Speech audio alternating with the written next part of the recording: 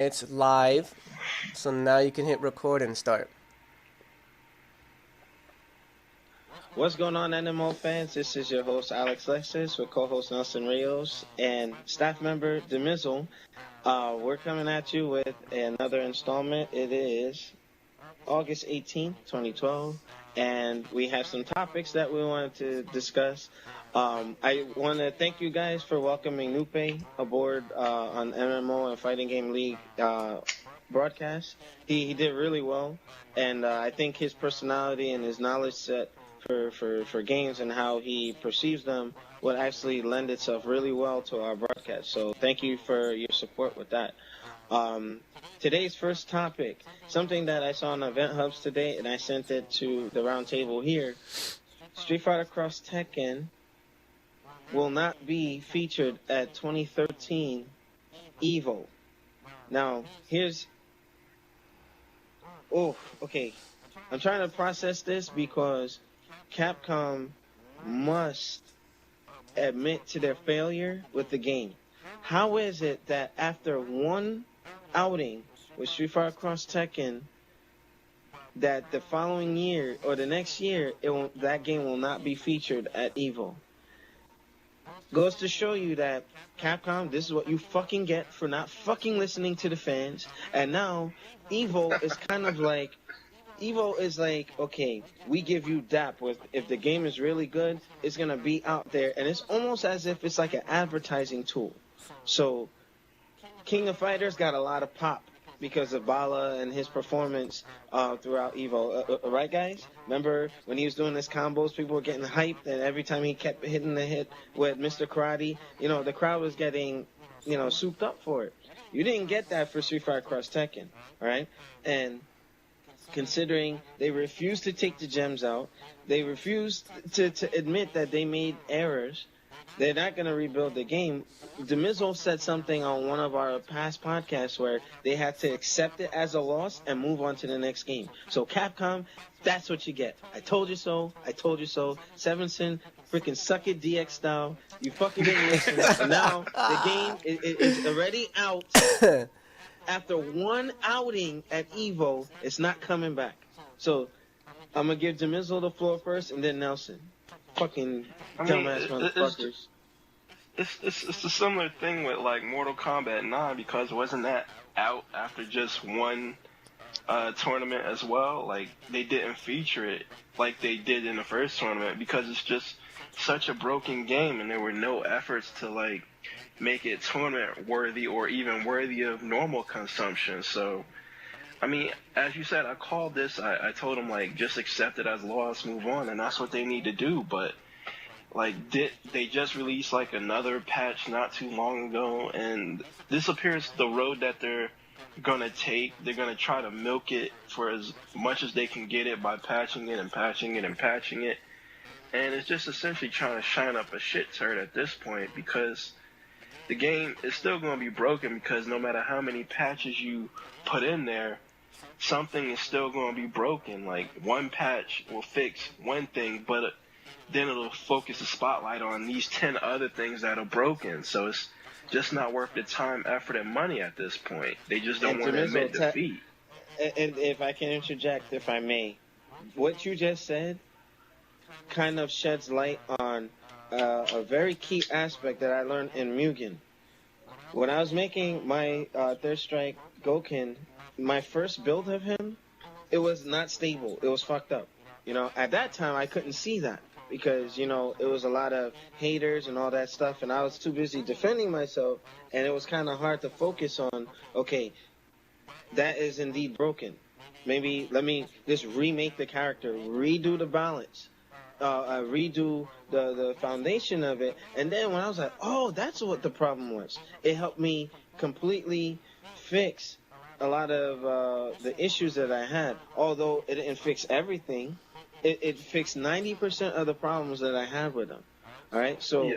Capcom is no different, and they're a company that you're paying money for their product. So if the foundation of Cross Tekken was messed up, what they should have done, delayed the game, and made sure that, okay, let's fix a strong game system and not put all these mechanics from Pandora to gems and all they should have done was make it like Street Fighter 4 with tagging and a slight change system.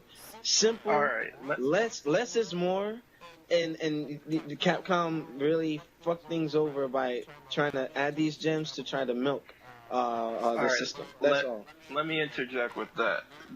I'm not believing that I'm going to do this, but I'm going to defend Capcom from you on this one.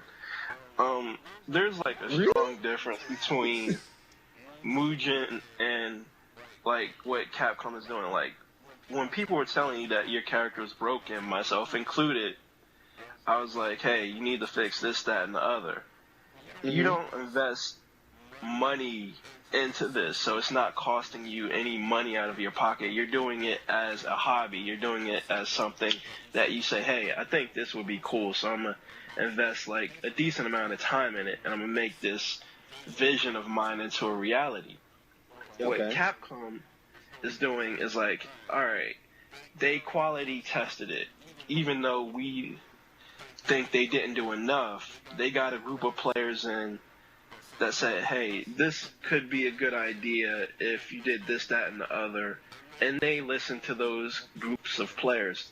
Those groups of players that they bring in the quality test, because I've been a part of those things for various companies, they're not indicative of the hardcore gamer. They're not indicative of everybody out there. So you may get like 15 to 20 people testing a game and pointing out mistakes, but they're not going to put it through its paces and find everything that's wrong with the game. So when you put it out there, hardcore gamers like yourself, Nelson, and the rest of the fighting game community are going to find those exploits. They're going to find those combos, and the best Capcom can do is patch it. But now I'm going to get back on your side with this, back to my original point. There comes a point where the game is just patched too many times to where you have to admit that the game is just irrevocably broken, and you have to move on to the next project because it's going to cost you too much time and effort and money, in Capcom's case, to rebuild the game from the ground up. Because they even said, we don't want to release another game. Okay, I got you. Before you go any further, I'm going to make one point, then give Nelson some time on this. I agree with many points that you made. However, you see, like you were saying, between the difference in the Mugen world and Capcom's world is money, right? That's one thing I deciphered from it. But here's the thing. Capcom, you are paying them, so they have an obligation to make sure that the product is tested. It's like you buy a car, and if the brakes aren't working on that, guess what? They got to do a recall or something like that. That's, if you don't do the shit right, you're going to end up losing the money, so you blame Capcom for that. You know what I mean? If they only took like 15 people to play test it, and when the game comes out it's shit, then whose fault is that? That's Capcom. What they should do is take key people in the fighting game community and let them play test it and then go from there. You know what I mean? Because you had Mike Ross. They can't afford to do that. No. If they're paying these people, right? These no-name guys to go and play test the game who probably isn't a hardcore gamer, they contributed to the problem because they don't know exactly what to look for. That's why they should have brought in the Maximilians, the Mike Ross, and whomever.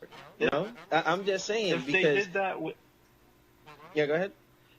If they did that, if they bring in guys like Mike Ross and gooteks and like the top echelon of the fighting game community, no fighting game would ever be released on time. Those things would be like in development for like 2 and 3 years because it would be in perpetual beta test because these guys would be in there finding every possible exploit, every possible infinite, everything that could be possibly broken. And these guys have a deadline, like development from start to finish, including quality testing, is about between 12 to 16 months, and you want to get your game out generally within 18 months of when you first start developing. So you can't afford to bring in that top tier quality player, because then your game will never get out, because they'll keep finding, like, say Mike Ross will find,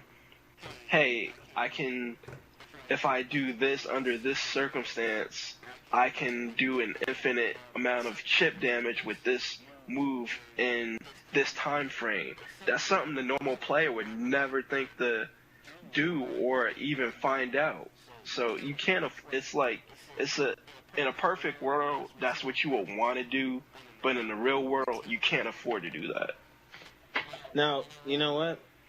You see, when it comes to fighters, it's something where if they can't get it right, then they should get out of the kitchen. Because if you go into other genres of games, you'll see that, okay, yeah, if it's an action-adventure game, they run around, they don't have to really test that much. But when you have something where you have a restand glitch or, you know, some crazy exploits, you have to thoroughly test it.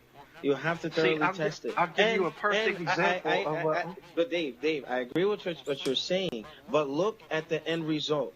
Look at what's happening with Cross Tekken right now. It's already been yanked from 2013 Evo because of that right there. Cutting corners and trying to make a quick buck and put your product out there.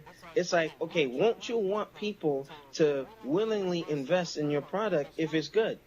If you know full well that you put it out in the incomplete state with the dislike content, what do you expect supposed to happen? You know? But I'll give you the floor again, but I want Nelson to get some time on the floor. So, Nelson, what do you think about what we were just discussing? Well, as of right now, I know for a simple fact that EVO 2013 is not going to have Street Fighter Cross Tekken due to the fact that the way how I see it, because I was a competitive player before I kind of like put myself in retirement, but it's not a competitive game. I'm letting you know right now, no matter how much groundwork, no matter how much time and effort they try to rebalance the game, it will never be considered a competitive game. Due to the simple fact that the game has an easy ABC combo for every single character, it makes the thing a whole lot worse. And it's not like how Marvel is, where they have a basic ABC, but there's very complex technicality when it comes to that game.